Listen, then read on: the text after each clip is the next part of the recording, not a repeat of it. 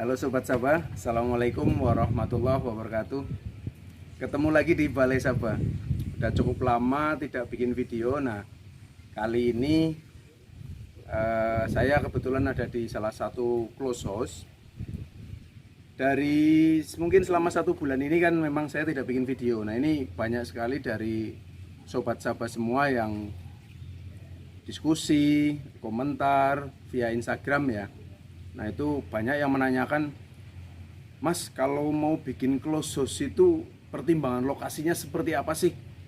Nah, kali ini di video ini saya akan coba menjelaskan lokasi yang layak untuk bikin close itu seperti apa. Nah, yang pertama, untuk lokasi close yang jelas areanya rata ya. Kalau areanya nggak rata kan berarti harus ada cut and fill, dan itu kan biayanya cukup lumayan. Kalaupun ada kemiringannya juga tidak terlalu miring, sehingga biaya cut and fill-nya tidak terlalu besar. Nah, kemudian luasannya otomatis memenuhi syarat yang kita butuhkan untuk membuat close house yang kita inginkan. Misalkan mau bikin berapa, 1 sampai 4 kandang misalkan, itu kan pasti luasan butuh bervariasi. Kemudian syarat berikutnya apa? Syarat berikutnya adalah izin sosial masyarakatnya.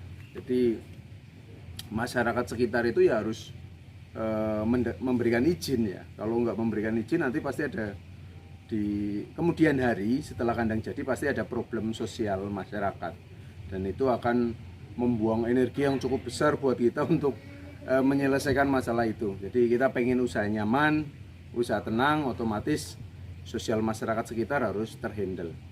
Kemudian syarat berikutnya yang sangat penting dan tidak boleh diabaikan adalah debit air atau sumber airnya. Nah, contoh close house ini close house 12 kali 120 meter, ada 2 lantai. Close house dengan ukuran segini itu per hari membutuhkan, puncaknya ya, nanti pada saat ayam besar itu membutuhkan 20.000 sampai 25.000 liter air untuk minum, untuk cooling pad dan lain-lain. Nah, otomatis kalau misalkan bangun 1 close dan bangun 4 close harus diperhatikan debitnya harus cukup gitu. Kalau debitnya kurang akan menjadi masalah di kemudian hari ketika ayam besar butuh air banyak, ternyata debitnya nggak ada, itu kan jadi masalah ya. Nah, ini harus diperhatikan ketika kita mau memilih lokasi untuk pembuatan close house. Syarat berikutnya ini juga sangat penting terhadap performa. Apa itu? Yaitu ketinggian area. Kalau kita menilik dari ketinggian area kan dari meter di atas permukaan laut.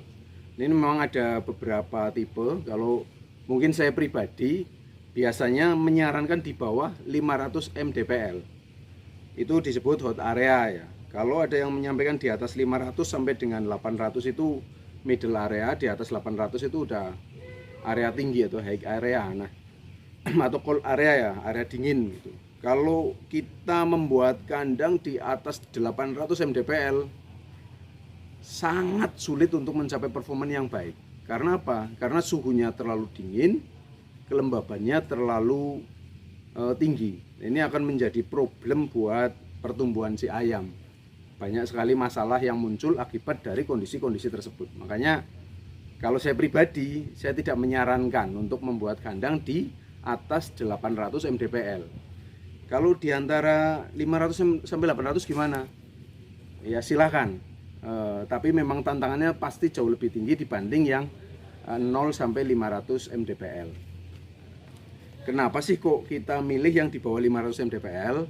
Karena memang di Indonesia kita masih menggunakan sistem ventilasi tunnel, bukan cross ventilasi atau kombi cross ya, antara cross ventilasi dan tunnel ventilasi. Kita masih pakai tunnel ventilasi, dan tunnel ventilasi ini memang desainnya itu untuk daerah yang panas, untuk mengatasi cuaca ekstrim panas atau suhu tinggi yang tidak diharapkan oleh ayam ketika ayam besar gitu.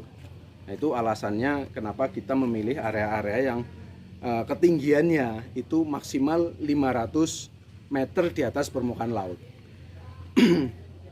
Syarat berikutnya apa sih kalau kita milih lokasi? Yang jelas pasti akses jalan. Nonsens kalau kita punya area di tengah hutan tidak ada akses jalannya gitu ya. Nanti kirim pakannya gimana? Kirim DOC-nya gimana?